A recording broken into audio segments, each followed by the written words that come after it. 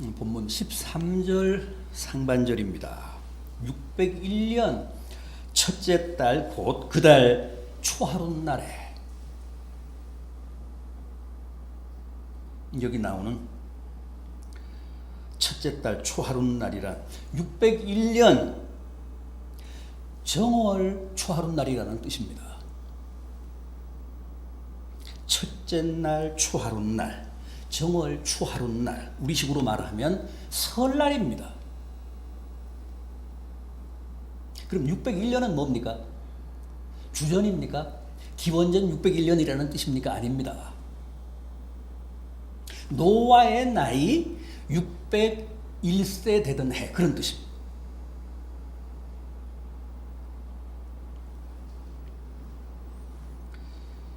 그렇다면 노아의 나이 601세가 되던 해, 정월 초하룻날이 어떤 날이었다는 거예요? 어떤 날이었다고 말씀합니까? 노아의 가족들에게는 그야말로 일생일대의 기념비적인 날이었습니다. 어째서요? 우리처럼 설날 떡국 먹고 세배하고 연휴를 즐겨서 그렇습니까? 아닙니다. 그날이 바로 온 지면에서 물이 거친 날이었기 때문입니다. 13절을 다시 보십시오. 601년 첫째 달 초하룻날에 땅 위에서 물이 거친지라 노아가 방주 뚜껑을 제치고 본즉 지면에서 물이 거쳤더라.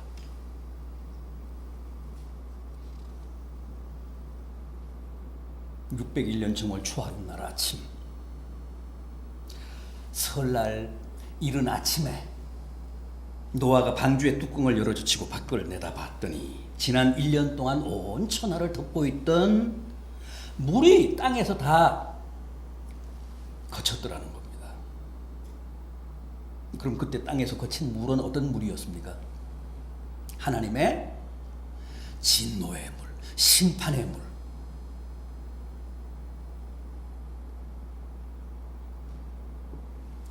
오늘 제가 소개해드린 본문은 8장인데 이 창세기 6장으로 한번 가보겠습니다. 6장 5절 이하입니다. 창세기 6장 5절 이하. 여호와께서 사람의 죄악이 세상에 가득함과 그의 마음으로 생각하는 모든 계획이 항상 악할 뿐임을 보시고 땅 위에 사람 지으셨음을 한탄하사 마음에 근심하시고 이르시되 내가 창조한 사람을 내가 지면에서 쓸어버리되 사람으로부터 가축과 기는 것과 공중의 새까지 그리하리니 이는 내가 그것들을 지었음을 한탄함이라 하시니라. 6장 17절도 보십시오. 6장 17절. 내가 홍수를 땅에 일으켜 무릇 생명의 기운이 있는 모든 육체를 천하에서 멸절하리니 땅에 있는 것들이 다 죽으리라. 7장 1절도 보십시오. 여호와께서 노아에게 이르시되 노아 내 온 집은 방주로 들어가라. 이 세대에서 내가 내 앞에 의로움을 내가 보았음이니라. 7장 17절 이하도 한번 보십시오. 이 7장 17절 이하, 홍수가 땅에 40일 동안 계속된지라 물이 많아져 방주가 땅에서 떠올랐고 물이 더 많아져 땅에 넘침에 방주가 물 위에 떠다녔으며 물이 땅에 더욱 넘침에 천하의 높은 산이 다 잠겼더니 물이 불어서 15억 규빗이나 오르니 산들이 잠긴지라 땅 위에 움직이는 생물이 다 죽었으니 곧 새와 가축과 들짐승과 땅에 기는 모든 것과 모든 사람이라. 육지에 있어 그 코로 생명의 기운의 숨이 있는 것은 다 죽었더라. 지면의 모든 생물을 쓸어버리시니 곧 사람과 가축과 기는 것과 공중의 새까지라. 이들은 땅에서 쓸어버림을 당하였을 때 오직 노아와 그와 함께 방주에 있던 자들만 남았더라. 그런데 그 무서운 하나님의 진노의 물, 심판의 물이 601년 정월 초하룻날을 기해 지면에서 다 거쳤다는 겁니다. 무슨 뜻입니까? 이제 하나님의 심판이 끝났다는 겁니다. 이제 하나님의 진노가 종료됐다는 겁니다. 땅에 내려졌던 하나님의 무서운 저주가 다 물러갔다는 겁니다.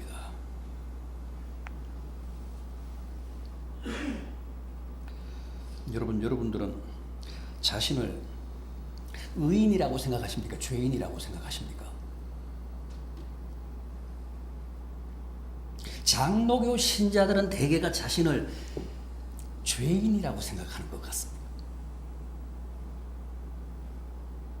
예배 시간에 대표 기도하는 분들의 기도를 들어보면 거의가 다 자신을 죄인이라고 고백합니다. 왜 그럴까요? 지난 한 주간도 세상에 나가 살면서 실제 많은 죄를 지었기 때문입니다.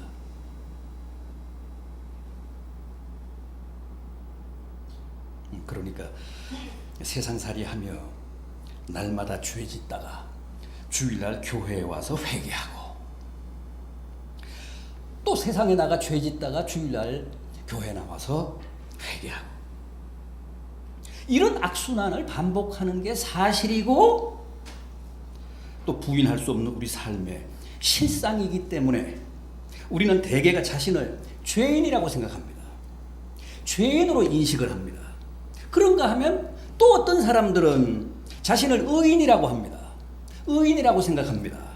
예수 그리스도의 보혈로 내 모든 죄를 사함받았기 때문에 나는 의인이다. 내가 왜 죄인이냐? 그럽니다. 그 말도 일리가 있습니다. 그 말도 맞습니다.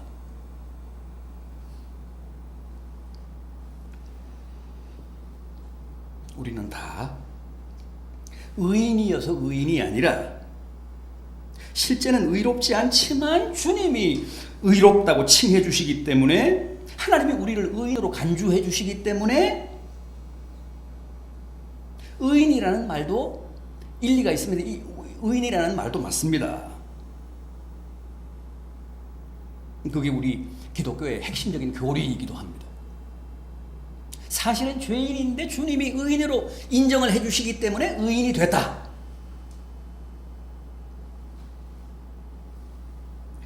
그래서 우리는 다 죄인이면서 동시에 의인이고, 의인이면서 동시에 죄인입니다. 의인이라는 말은 내 신분, 내 정체성을 규정하는 말이고, 죄인이라고 하는 말은 나의 실존적인 고백, 나의 체험적인, 나의 양심적인 고백입니다. 그런데 중요한 것은 내가 비록 아직은 성화가 덜 돼서 수준 미달이고 세상에 나가면 여전히 한 주 내내 죄 지으며 살지만, 그럼에도 이제는 더 이상 하나님의 심판의 대상은 아니라는 겁니다.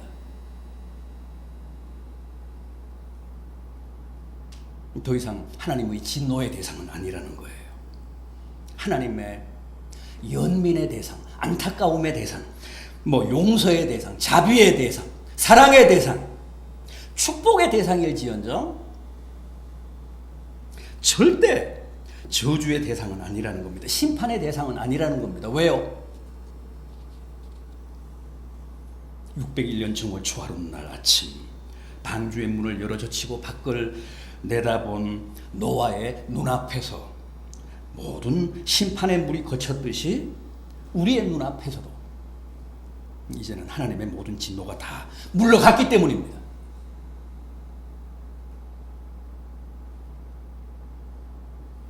지난해도 우리는 참 여러 가지로 힘들었습니다.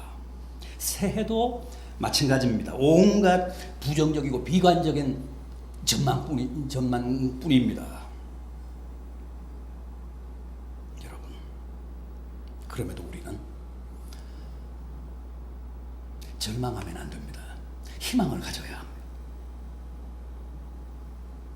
그 옛날 노아 가족들처럼 하나님이 올 정월 초하룻 날을 기해 우리 앞에서도, 우리의 가정과 교회 앞에서도, 우리의 사회 앞에서도 모든 어두운 기운과 진노의 그림자들을 다 물러가게 하시고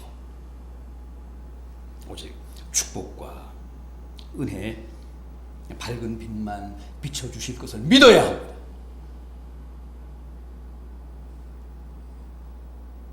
올해도 그런 낙관적이고 긍정적인 기대와 확신을 갖는 자들에게 하나님이 실제 큰 은혜와 축복을 베풀어 주실 줄 믿습니다.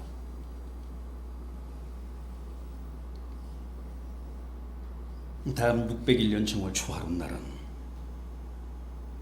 노아의 8 식구와 모든 생물들이 하나님으로부터 생육하고 번성하라는 하나님의 축복의 말씀을 들은 날입니다. 본문 17절 이하를 보십시오. 오늘 본문 17절 이하. 너와 함께한 모든 혈육 있는 생물 곧 새와 가축과 땅에 기는 모든 것을 다 이끌어내라. 이것들이 땅에서 생육하고 땅에서 번성하리라 하시매. 노아가 그 아들들과 그의 아내와 그 며느리들과 함께 나왔고 땅 위의 동물 곧 모든 짐승과 모든 기는 것과 모든 새도 그 종류대로 방주에서 나왔더라. 그 답답하고 좁고 냄새나는 방주에 만 1년 동안 갇혀 지냈던 노아의 가족이 601년 정월 초하룻 날 아침 다시금 방주 뚜껑을 열고 나와서 물로 깨끗이 청소된 이 세상에 첫 발을 내디뎠습니다. 그런데 그 역사적인 순간에 하나님이 새 출발하는 노아의 가족과 방주에서 나온 모든 생물들을 향해 생육하고 번성하라는 축복을 선언해 주셨습니다. 아담과 하와를 처음 지으신 후에도 하나님이 그렇게 말씀하셨죠. 생육하고 번성하라. 땅에 충만하라.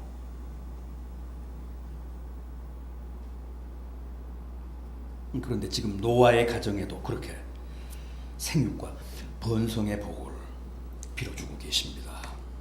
9장 1절 한번 보십시오. 9장 1절 하나님이 노아와 그의 아들들에게 복을 주시며 그들에게 이르시되 생육하고 번성하여 땅에 충만하라. 9장 7절도 보십시오. 9장 7절 너희는 생육하고 번성하며 땅에 가득하여 그 중에서 번성하라 하셨더라. 생육은 자식을 잘 낳고 잘 양육하는 복을 말하고 번성은 만사 형통하여 크게 성공하고 번창하는 복을 말합니다.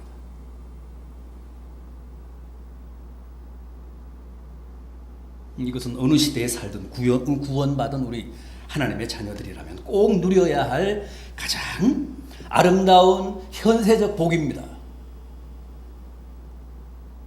하나님이 아브라함에게 빌어주신 복도 이 생육과 번성입니다. 내가 내게 복 주어 내 씨로 하늘의 별과 바닷가에 모래 같게 하리라. 생육 아닙니까? 또 내가 내 이름을 창대케 하리라. 내가 너로 복의 근원이 되게 하리라. 번성의 복 아닙니까?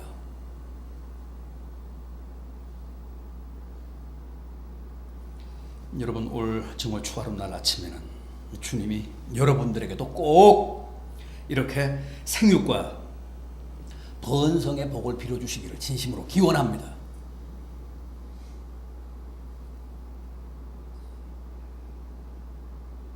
생육하고 번성하여 땅에 충만하라. 세상에서 이보다 더 아름다운 복이 있을까요? 생육하고 번성하라는 것은 하나님의 명령이자 또 내가 반드시 너로 하여금 생육하고 번성하게 하겠다는 축복의 약속이십니다.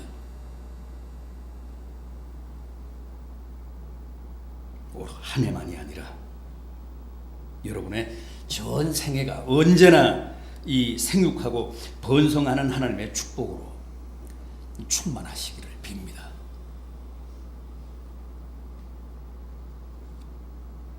또 있습니다.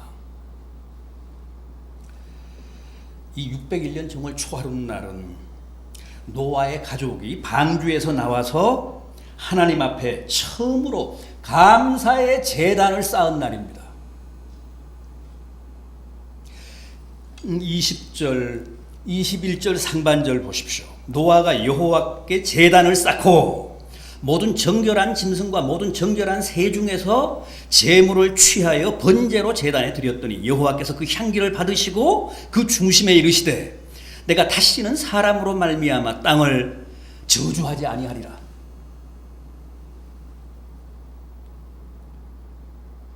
노아의 가족이 방주에서 나와서 제일 먼저 한 일이 뭐라고요?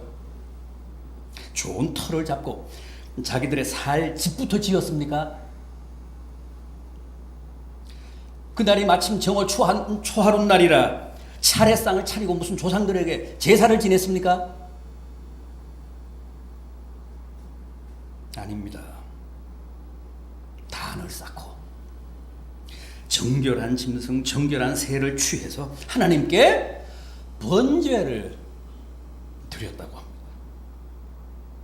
그랬더니 여호와가 어떻게 하셨다고요? 그 향기를 받으셨다고 합니다.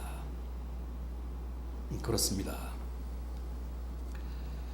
정월 초하룻날 아침 아무리 정성을 들여 조상 앞에 제사해봐야 죽은 조상이 그걸 흠양하지 못합니다.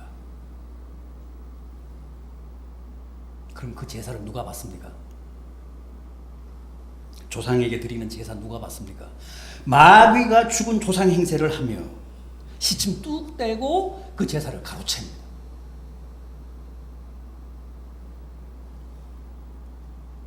올 차례상 비용이 평균 24만 6,400원이라고 하는데 그 돈 들여서 조상에게 제사 드려봤자 마귀에게 좋은 일만 합니다.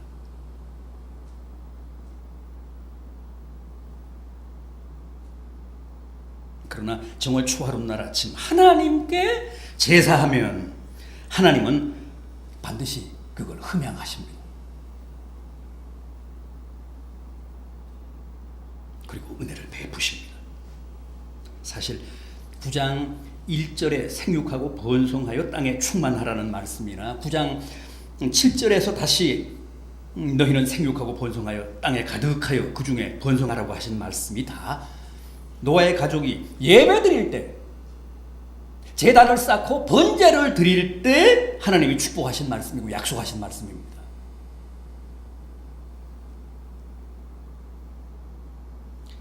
여러분 정말 예배를 잘 드려야 복 받습니다.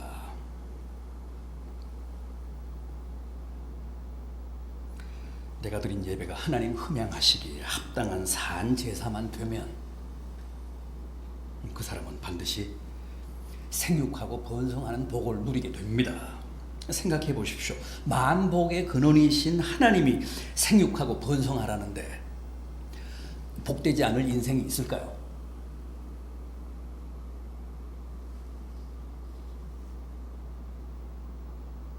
여러분 우리가 예수를 믿고 하나님을 믿으면서도 여전히 변변한 생육의 복, 번성의 복을 누리지 못하는 이유가 뭘까요?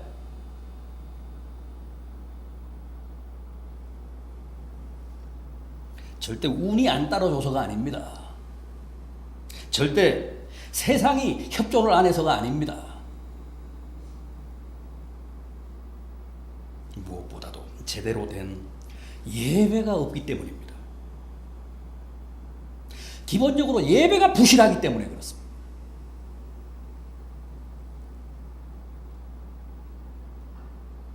본문 20절을 다시 보십시오.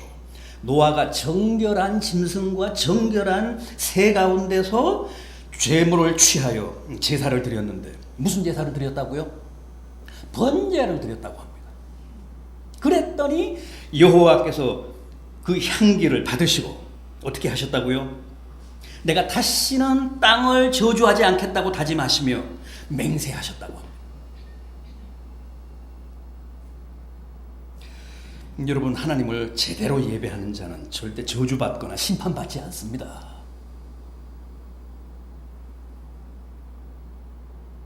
번제가 어떤 제사라고 했습니까? 제물을 완전히 불에 태워서 바치는 제사입니다.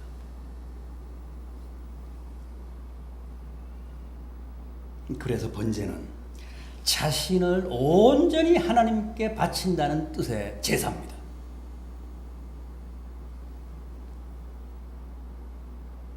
우리도 이런 번제, 이런 온전한 예배를 드려야 절대 저주받지 않고 생육하고 번성하는 복을 누립니다.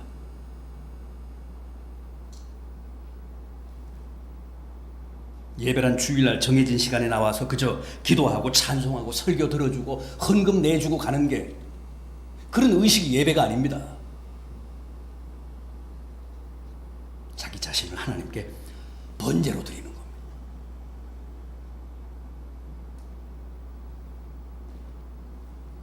노아처럼 자신의 중심을 바치는 겁니다. 자기 존재 전부를 사루어 바치는 그런 제사, 그런 예배. 그걸 하나님이 흠양하사 생육하고 번성하는 복으로 화답하십니다. 응답하십니다.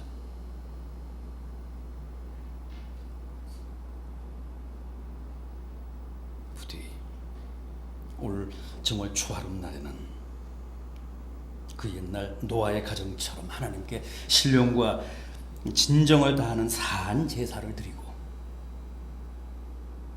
그야말로 번제를 드림으로 하나님이 약속하신 이 생육과 번성의 복을 풍성하게 누리시는 성도들 되시기를 진심으로 기원합니다.